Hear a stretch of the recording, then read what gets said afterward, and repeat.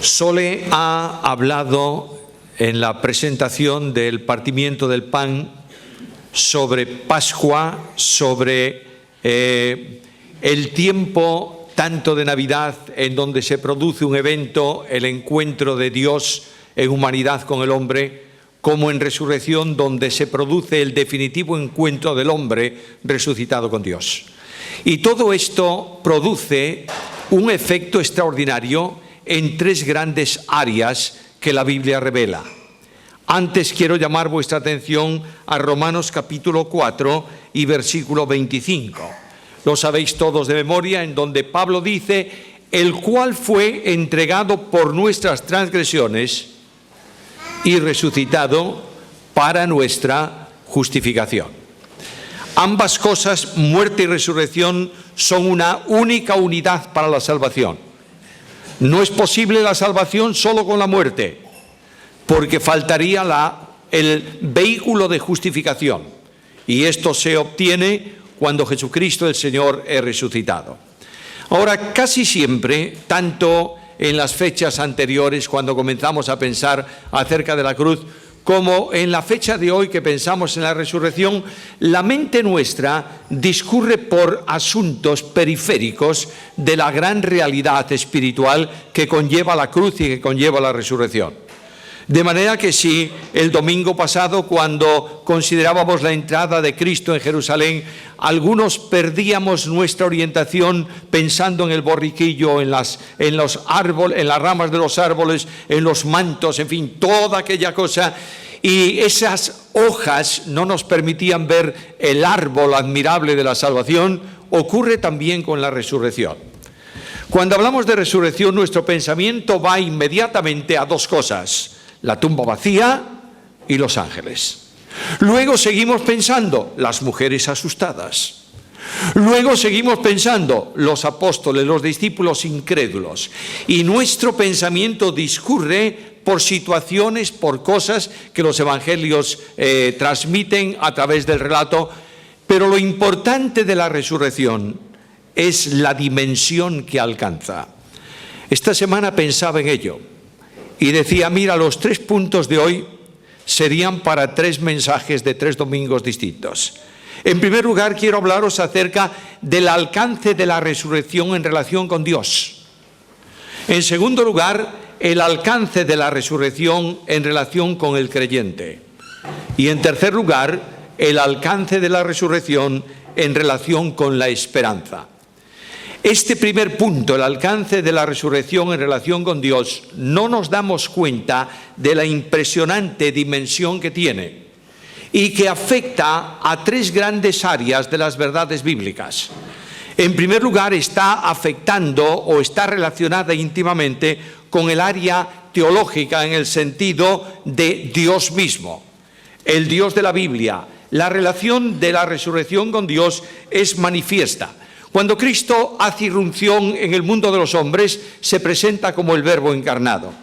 Y a lo largo del ministerio, los hombres van discerniendo, y algunos se enfadan tremendamente porque siendo hombre se hace Dios. Y Cristo se califica en alguna ocasión a sí mismo como el Hijo de Dios. En el camino hacia Jerusalén, en Cesarea de Filipos, Pedro da testimonio: tú eres el Hijo de Dios. De manera que Cristo viene como Hijo de Dios. Permitidme, es fácil decir eso. Una persona dice: yo soy el Hijo de Dios. Y no hay más evidencias que algunas cosas que él hace, milagros grandes, portentos impresionantes, pero indudablemente la Biblia presenta a hombres de la antigüedad haciendo también portentos de resurrección de muertos, o portentos y milagros que definen la realidad del poder de Dios que actuaba en ellos. Pero cuando Cristo resucita, Dios acredita a su Hijo mediante la resurrección. Recordáis que en el bautismo, en la transfiguración, el Padre dio testimonio y dijo: este es mi Hijo amado. Pero ahora resucita el Señor. Y el apóstol Pablo, Pablo, hablando de esto, dice: nosotros también os anunciamos el Evangelio de aquella promesa hecha a nuestros padres, la cual Dios ha cumplido a los hijos de ellos, a nosotros, resucitando a Jesús, como está escrito también en el Salmo 2, mi hijo eres tú, yo te he engendrado hoy. De manera que por la resurrección, el Padre acredita que realmente aquel que resucita es su Hijo personal. Cuando Cristo resucita, Dios actúa trayendo a la vida el cuerpo muerto de Cristo, y con eso invierte la acción de quienes le dieron muerte. Recordáis que el apóstol Pedro dice que vosotros matasteis ¿a quién? Al autor de la vida. De manera que desde la resurrección en adelante, el Dios del cielo alcanza una nueva definición, y a Dios se le define como el que resucitó a Jesús de entre los muertos. Hechos capítulo 13 y versículo 20. En la resurrección, Cristo acredita también a Dios como el Dios de los vivos. Porque cuando Cristo dijo, yo subo a mi Padre y a vuestro Padre, dijo también que Dios no es Dios de muertos, sino Dios de vivos. Por tanto, en relación con la deidad, el Hijo en la resurrección acredita manifiestamente que Dios es el Dios de los vivos, y el Padre acredita que fue Jesucristo, como dice también el apóstol en Romanos 1:4, acredita que Cristo es declarado Hijo de Dios con poder por la resurrección de entre los muertos. Cristo resucita. Y la primera declaración del resucitado, ¿cuál es? El siervo sufriente, el obediente, el que no busca su gloria, etcétera, etcétera. Después de la cruz, en la resurrección, toda autoridad me es dada en el cielo y en la tierra.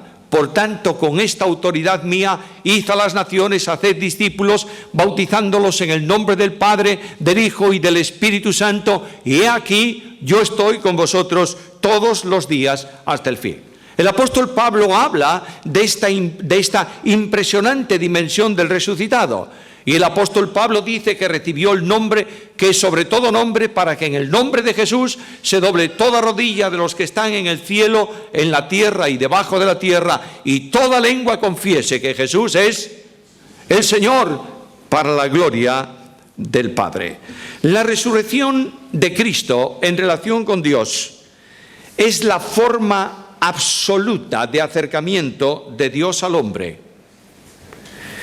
porque es la integración definitiva de la humanidad en Dios. Es decir, el resucitado Señor asciende a los cielos, y el hombre, Jesús de Nazaret, se sienta ¿dónde? A la diestra del trono de Dios. No puede haber más integración. Dios está con el hombre a través de Cristo, y el hombre está en Dios a través de Cristo, del Cristo resucitado. Ahora, cuando pasas, esto como veis es un tema enormemente interesante y a veces un poco complejo, pero en segundo lugar, en relación con Dios, hay una variación en cuanto a cristología, a Cristo mismo. Mediante la resurrección, Dios lleva a perpetuidad la encarnación del Hijo de Dios. Mirad Juan capítulo 1, versículo 14. Leemos allí, aquel verbo fue hecho carne y habitó entre nosotros. Le hemos visto de esa manera. Le hemos visto como un hombre a través de su ministerio. Pero la realidad gloriosa de la resurrección es que esta naturaleza humana de Jesús, que es naturaleza de la persona divina del Hijo de Dios, asciende a la majestad de las alturas. ¿Para qué? Entre otras cosas, para cumplir el Salmo 2. Yo he puesto mi rey sobre Sión, mi santo monte. De manera que el resucitado es el Dios que va a gobernar el mundo literal, realmente, en el futuro. La realidad gloriosa del reino es posible por la resurrección de Cristo. Y no estoy hablando de lo que algunos piensan el reino milenial exclusivamente. Algunos tienen una idea un tanto extraña y yo diría limitadísima de la Biblia. El reino futuro es el reino milenial. ¿Y hoy dónde estamos nosotros? El apóstol dice que nos ha trasladado de las tinieblas al reino de su amado Hijo. Quiere decir, por tanto, que el reino de Dios ha tomado carácter de posibilidad y de realidad en el resucitado. ¿Por qué? Porque los que creen en el resucitado Señor son puestos en Él. Y estando en Él, cada uno de nosotros disfrutamos de una nueva relación, de una nueva vida, y este Dios admirable, Jesucristo resucitado, es puesto como Rey sobre Sión. Estamos viendo un tiempo crítico de la historia humana hoy, ¿sí o no? Problemas y conmoción mundial, ¿es así? Cada pueblo quiere hacerse dueño de la situación. Los reyes de la tierra, los gobernantes de la tierra, están luchando por mantener su situación, su proyecto, su línea, creyendo que por fin en algún momento gobernarán y dominarán el mundo. Pero Dios ha puesto su rey sobre Sión. ¿En quién? En el crucificado y resucitado Señor. Ahí tienes el rey. El rey que va a gobernar, el rey que controla la historia, el rey que está sentado en el trono. Cantábamos de esto esta mañana. Nuestro resucitado Señor no está en un reino terrenal, él mismo lo dijo. Mi reino no es de este mundo, el reino suyo es el reino eterno de Dios. Pero también hay un cambio notable en el sentido de doctrina de salvación, en el sentido salvífico. Cristo es Salvador porque ha resucitado. Notad lo que dice el apóstol Pablo en primera carta a Corintios, capítulo 15, versículo 21. Mas ahora Cristo ha resucitado de los muertos, primicia de los que durmieron es hecho. Porque por cuanto la muerte entró por un hombre, también por un hombre la resurrección de los muertos. Porque así como en Adán todos mueren, también en Cristo todos serán vivificados. La vida eterna se obtiene y se vive solamente en comunión con Cristo. Nadie puede tener vida eterna lejos de Jesús. ¿Por qué? Porque la vida eterna es la vida de Dios. Y la vida de Dios se comunica al que cree por vinculación con Cristo. Yo les doy vida, ¿qué vida? Vida eterna, y no perecerán jamás. Si no hubiese ocurrido la resurrección, la fe nuestra sería vana. Escucha al apóstol Pablo. Y si Cristo no resucitó, vana es entonces nuestra predicación y vana es también vuestra fe. La fe no tendría contenido porque el contenido a la fe se lo da la persona sobre la que tú la depositas.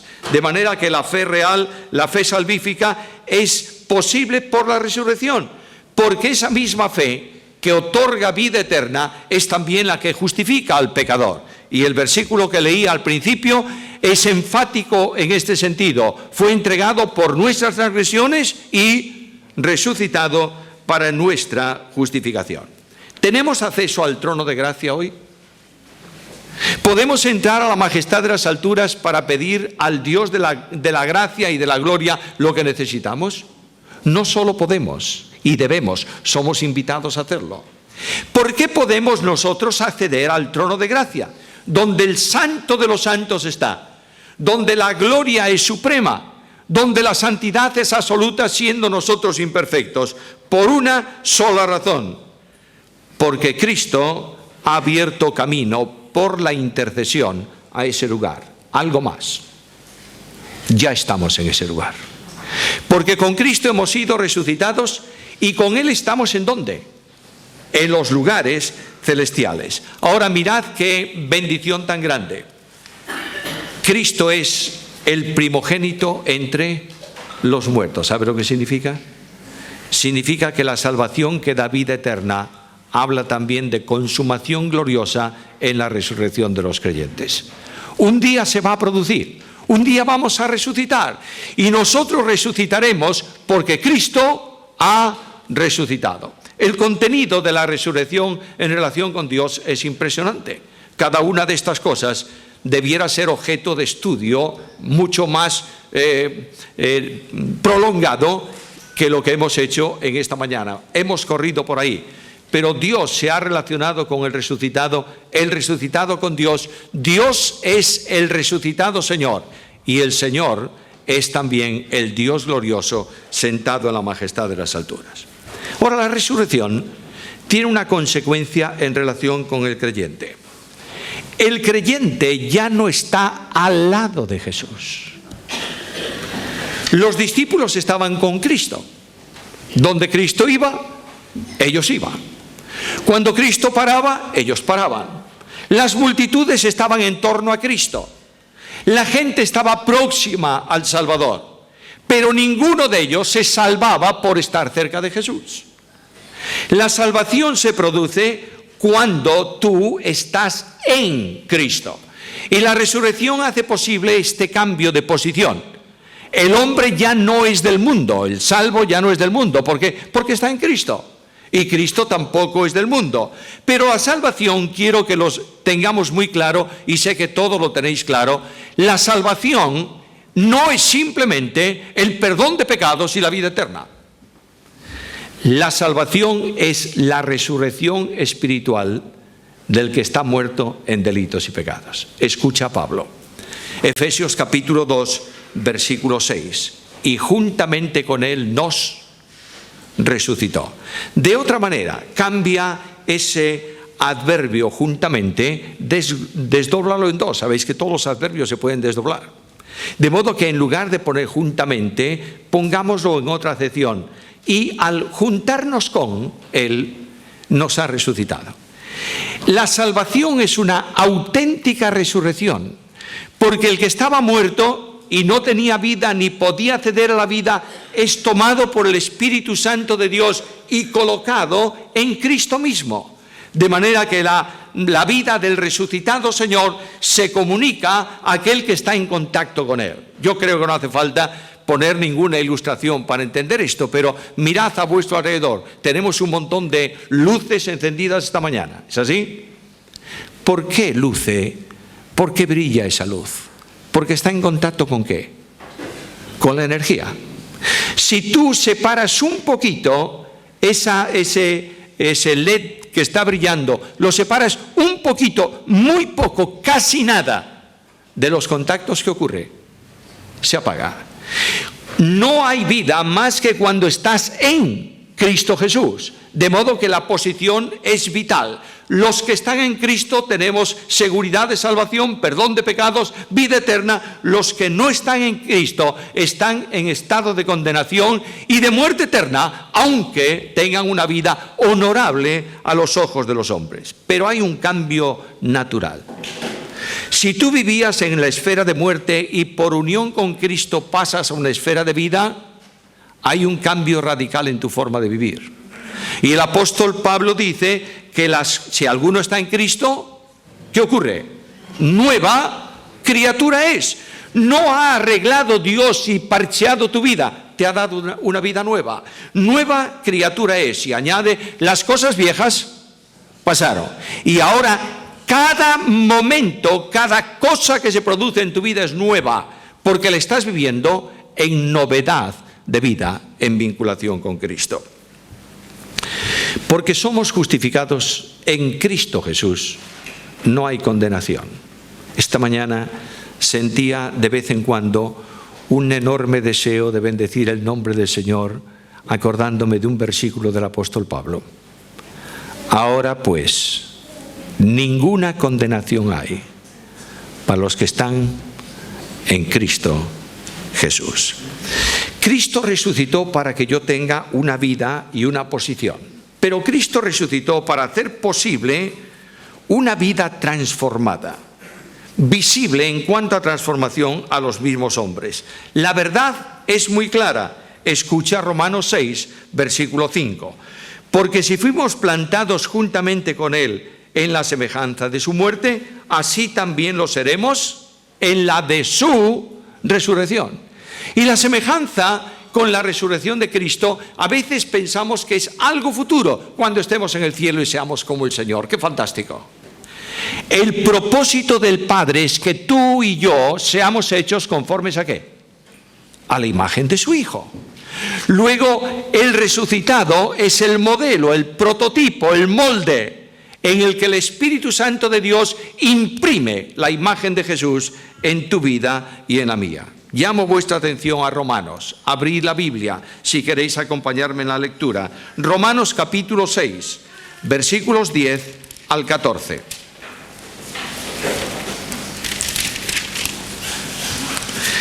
Porque en cuanto murió, al pecado murió una vez por todas, mas en cuanto vive, para Dios vive. Así también vosotros, consideraos muertos al pecado, pero vivos a Dios en Cristo Jesús, Señor nuestro. No reine pues el pecado en vuestro cuerpo mortal, de modo que lo obedezcáis en sus concupiscencias, ni tampoco presentéis vuestros miembros al pecado como instrumentos de iniquidad, sino presentaos vosotros mismos a Dios como vivos de entre los muertos y vuestros miembros a Dios como instrumentos de justicia, porque el pecado no se enseñoreará de vosotros, pues no estáis bajo la ley, sino bajo la gracia. Dios en Cristo nos ha dado libertad. ¿Recuerdas que Jesús un día, hablando con los fariseos, les dijo, si el Hijo os libertare, ¿qué? Seréis verdaderos. Y se enfadaron. ¿Cómo nos llamas a nosotros esclavos si somos descendientes de Abraham? Y lo que Cristo les estaba diciendo es, vosotros sois biológicamente descendientes de Abraham, pero no descendéis de él por la fe de Abraham. De manera que la liberación, el acto liberador, lo produce Cristo. Yo quiero que reflexiones, por favor, en esto. Hay tres cadenas que cayeron sobre ti y sobre mí cuando pecamos. La cadena del mundo, la cadena de la carne, la cadena del yo. ¿Puedes romperlas tú? No, en absoluto. ¿Quién lo hace? Lo hace Cristo, que te libera. Pero el versículo, si el Hijo os libertare, hace un énfasis muy marcado en el texto griego sobre continuidad absoluta. De otra manera, solo cuando el Hijo te libera, eres libre. Mientras tú no vivas a Cristo, eres un esclavo. Puedes ser esclavo de la religión, esclavo no importa de qué. Solamente cuando crees en Cristo, te libera absolutamente. Y cuando esta libertad se produce en tu experiencia de vida, eres libre del señorío del pecado. Nadie puede escapar del pecado por sí mismo, de forma, por esfuerzos personales. Quien te libra del pecado es la vida de Cristo reproducida por el Espíritu en ti. Nadie puede ausentarse de la corrupción del mundo.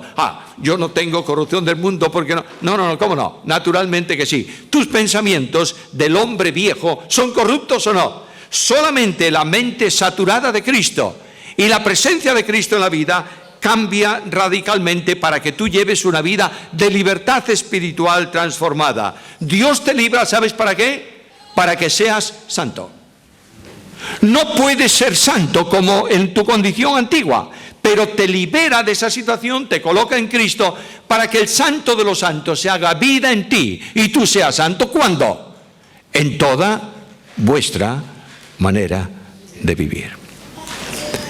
Me asusta el libertinaje que se enseña hoy en muchos lugares. Estaba leyendo anteayer un artículo sobre tolerancia frente a la sociedad actual. ¿Sabéis lo que decía el hombre? Que la Iglesia tiene que comenzar a cambiar la orientación personal del individuo y que hay cosas que hay que transigir en nuestra sociedad porque forman parte del entorno que nos rodea, si no seremos unos ermitaños. ¡Qué bien! ¡Qué bien! Como quiera que haya algún pecado por ahí que la practica la mayoría, digamos, bueno, no es tan malo, para que esa mayoría sintonice con nosotros. Óyeme bien, por favor. Lo digo con la autoridad de la Biblia, en el nombre del Señor. La santidad es el principio que motiva y mueve la vida del cristiano. Y el que no es santo tiene que preguntarse si ha nacido de nuevo. No quiero decir con esto que el creyente no caiga en el pecado, por favor. No quiero decir que podamos llegar a la perfección absoluta. Quiero decirte que el pecado más pequeño en tu vida costó la sangre del Hijo de Dios. ¿Lo entiendes o no? Y Dios dice, sed santos, porque yo soy santo.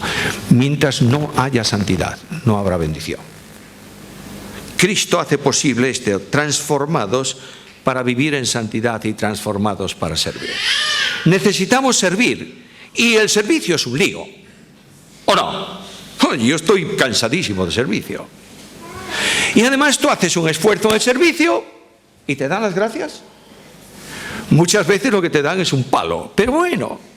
Y oye, servir al Señor en dedicación de vida, menudo problema.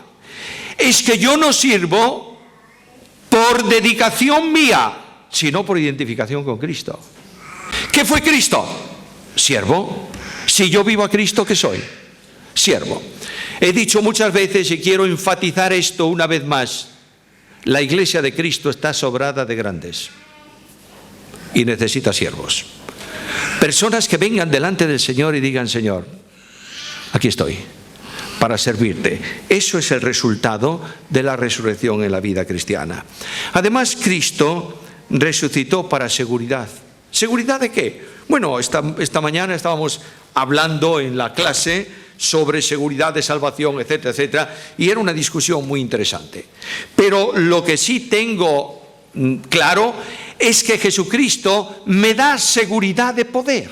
¿Cómo? Naturalmente, la vida cristiana es una vida victoriosa en el poder de Dios. ¿Es así? Escucha a Cristo. Todo poder me es dado en el cielo y en la tierra. ¿Y qué más? Yo estoy con vosotros todos los días hasta el fin. De manera que la realidad del poder es la identificación con Cristo y la vida experimental del resucitado en nosotros. Está Pablo en la cárcel. No sabe si va a haber sentencia de muerte o no. Lo que sí es claro es que es un prisionero. ¿Y qué es lo que dice Pablo? En la prisión: todo lo puedo en Cristo que me fortalece. Por tanto, el poder de Dios no es asimilable al hombre, a no ser que pase por el único mediador entre Dios y los hombres que lo hace posible. De ahí que cuando se habla del poder del Espíritu, lo vincula siempre la Biblia al poder de Jesús.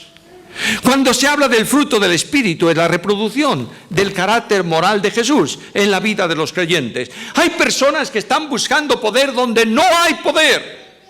Sí lo hay, pero no es posible para él asimilarlo, solo a través de Cristo. Por tanto, el poder que necesitamos en la vida viene porque Cristo ha resucitado. Algo más, tenemos la seguridad de la provisión continua en todos los aspectos de la vida. Escucha una verdad esencial: al que no escatimó ni a su propio Hijo, sino que lo entregó por todos nosotros, ¿qué más? ¿Cómo no nos dará con él también qué? Todas las cosas. Yo veo cristianos muy inquietos en el día de hoy. Cristianos absolutamente, yo sé, constreñidos y preocupados y tristes. No te olvides que Dios, que ha dado a su Hijo por ti, va a negarte lo que necesitas cada día. La relación con el resucitado trae como experiencia la provisión cotidiana para la vida. Y algo más, para las pruebas del alma. Ya que estáis en Romanos, mirad por favor el capítulo 8 y el versículo 37.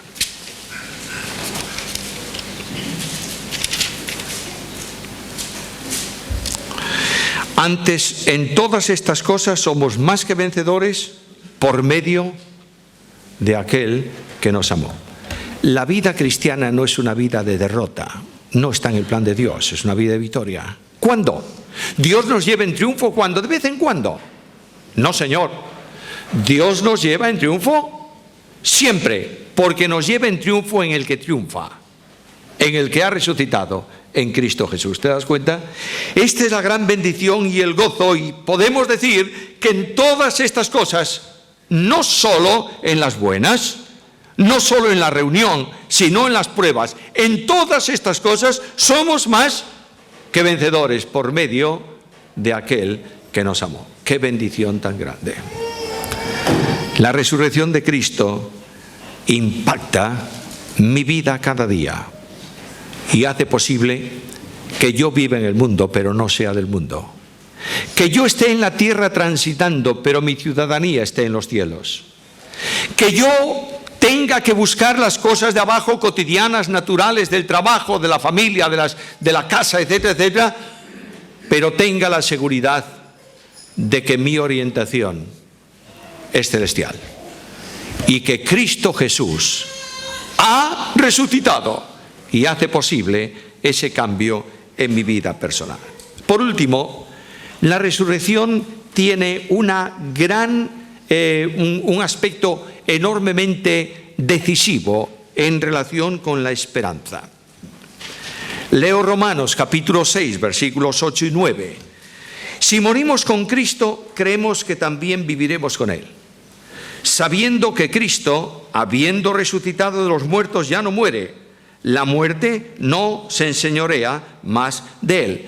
Morimos en Cristo, es decir, vinculados con Cristo, creemos que también viviremos con Él. En Cristo está nuestra vida para el presente, pero está nuestra vida para el futuro. Yo oigo a Cristo en aquel momento de la última cena cuando dialoga con los discípulos, Juan 14, y escucho las palabras tantas veces repetidas. No se turbe vuestro corazón, creéis en Dios, creed también en mí. En la casa de mi Padre muchas moradas hay. Si así no fuera, os lo hubiera dicho. Voy pues a preparar lugar para vosotros, y si me fuese y os preparase lugar, vendré otra vez y os tomaré a mí mismo. ¿Para qué? Para que donde yo estoy, vosotros estéis conmigo. Hermanos míos, ¿cuántas veces me encuentro con que la dimensión del creyente en relación con la esperanza tiene que ver con acontecimientos que van a pasar? ¿Estás esperando la venida de Cristo esta mañana o no? Yo también. ¿Crees que puede venir antes de que termine el culto? Yo también. ¿Crees que cuando partamos, bueno, ¿quién puede asegurar que va a terminar vivo este culto? Nadie. ¿Y tú crees que cuando partamos para estar con Cristo tendremos un lugar de descanso? ¿Qué dice el apóstol Pablo? Partir y estar con Cristo, lo cual es muchísimo mejor. Ahí tenemos esperanza, pero observad, por favor, que las glorias que esperamos, el encuentro con Cristo, están vinculados a una promesa del Señor que dice: os tomaré ¿a qué? A mí mismo. Luego, toda la grandeza de todo cuanto nosotros esperamos está vinculada al Señor. Y el apóstol Pablo exclama: porque Cristo es en vosotros esperanza de gloria. No sé si te has parado últimamente a pensar un poco en el cielo, ¿sí? Nos queda tan distante eso. Los jóvenes dicen: tengo años para pensar en él. Los mayores nunca queremos morirnos. Los abuelitos que ya no se tienen encima dicen: aún todavía soy joven. Bien, somos así los hombres porque nuestra condición es también terrenal y nuestra experiencia es esta. Pero quiero que veas que Cristo prepara un lugar. Ese lugar es admirable. Ese lugar del encuentro, de la comunión de los creyentes. ¡Qué fantástico! ¿Cuántas veces sueño con el encuentro con los que me han precedido en mi vida y están con Jesús? Estábamos, Susana y yo, en Argentina en una reunión de noche de fogón con todos los que habían venido al hotel de distintas iglesias, y estábamos escuchando el ministerio ahí al lado del fuego, luego las decisiones de consagrar la vida a Cristo, y de pronto fue como si algo desapareciera de encima de nosotros, y de una noche que a veces no es excesivamente clara, aunque no había nubes, de pronto un cielo con una claridad impresionante. Eso fue un momento singular. Estrellas, la Vía Láctea se veía por todos lados, las constelaciones del sur clarísima. Y Susana me dijo: nos estarán viendo. ¿Quiénes? Los que nos han precedido en la vida cristiana. Y yo sentí un estremecimiento profundo en ese momento. No tengo ninguna autoridad bíblica para decir nada. La Biblia no lo revela. Pero lo que quiero decirte es que están allí, esperando por nosotros. Hace poco tiempo enterrábamos a mi suegra en La Coruña. Una mujer de fe. Yo la admiré durante toda mi vida. La he conocido muy íntimamente y sé cómo era. Recuerdo que cuando salíamos del entierro de Esther, mi esposa, y se terminó la reunión allí, y la gente, la poca familia que estábamos presentes ahí en el cementerio, nos despedíamos. Mi suegra vino y me dio un abrazo. Y me dijo: sabemos dónde está. Esta es la esperanza. Sabemos dónde está porque nunca ha salido de donde está. Está en Cristo y ¿qué? Duerme en Cristo. Y nuestro encuentro es precisamente con Cristo. Nos han precedido, han caminado ejemplarmente y seguido los pasos del Maestro, y nosotros caminamos detrás de ellos esperando el encuentro, porque Jesús ha resucitado. Y yo esta mañana tengo que decir con toda la fuerza de mi alma, con toda la seguridad de mi corazón, con la certeza absoluta de la verdad bíblica: Jesús ha resucitado. ¿Lo has sentido hoy? ¿Has pensado en esto? ¿Has sentido tu alma embargada por la gloria de la resurrección o no? Necesitamos afirmarnos en ella, porque es nuestra única y bendita esperanza. Voy a terminar. Si realmente es nuestra esperanza y nuestra vida, el mundo tiene que ver al resucitado en nosotros. ¿A dónde está Jesús? Tú vas a Jerusalén, te van a enseñar 2 tumbas distintas. Bueno, toma la que tú quieras. Pero ¿sabes qué se caracteriza? ¿Cuál es la característica de esas 2 tumbas? Están vacías. Cristo no está. Tú ves los grandes héroes de la política en sus tumbas, ahí está. Tú ves a los grandes religiosos de la historia de la humanidad, ahí está. Cristo no está. Cristo ha resucitado. ¿Lo crees? Yo sé que tú lo crees.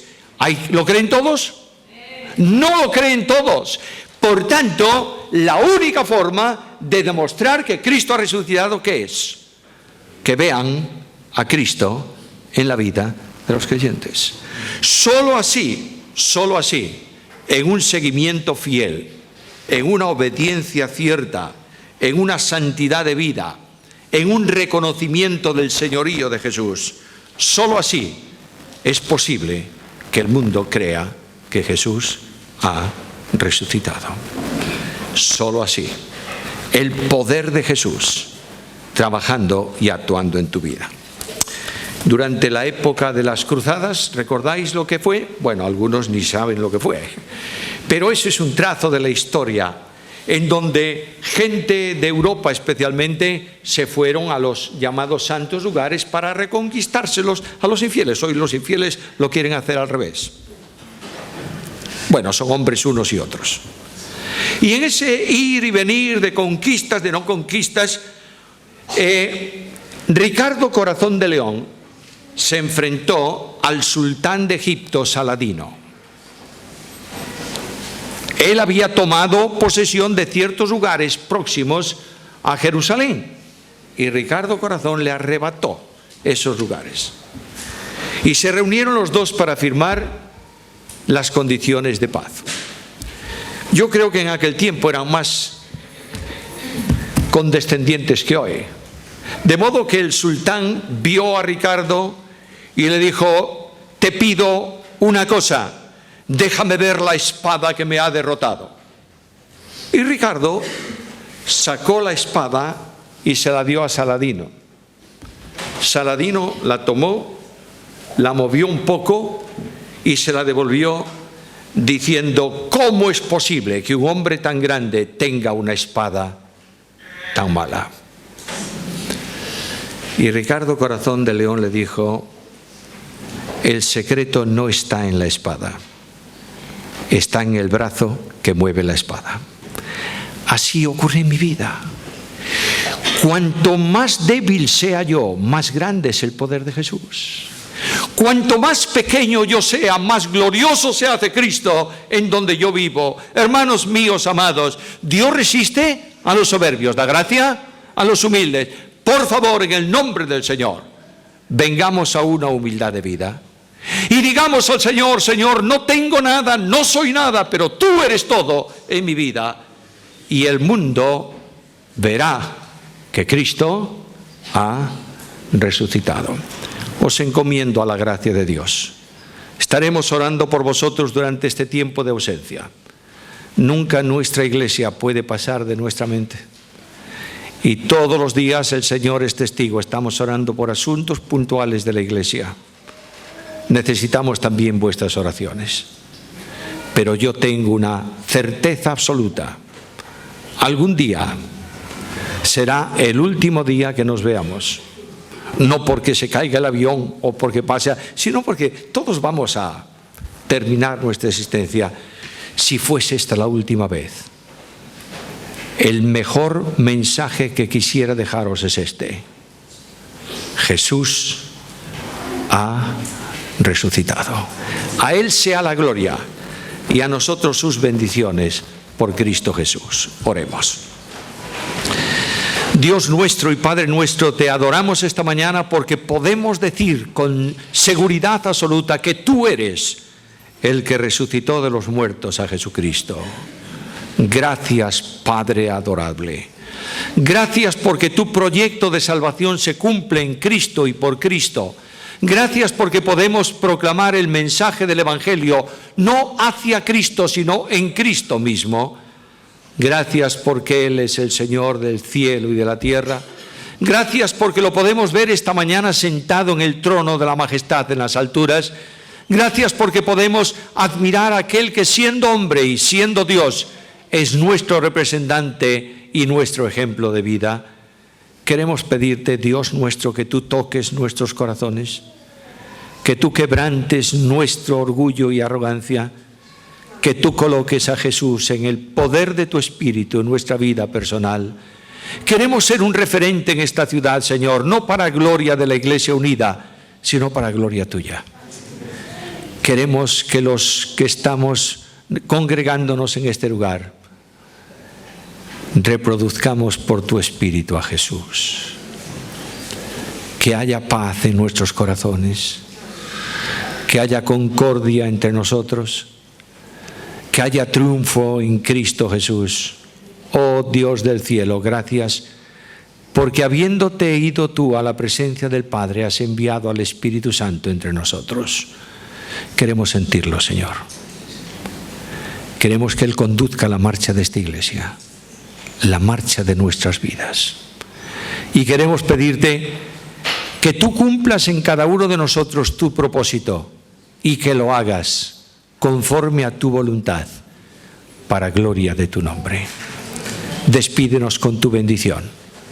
Bendice a los que sufren, a los que no han podido estar, a los que están descansando en algún lugar, a los creyentes que tienen unos días de asueto. Oh Dios del cielo, que la presencia de Jesús en sus vidas sea una sensible realidad.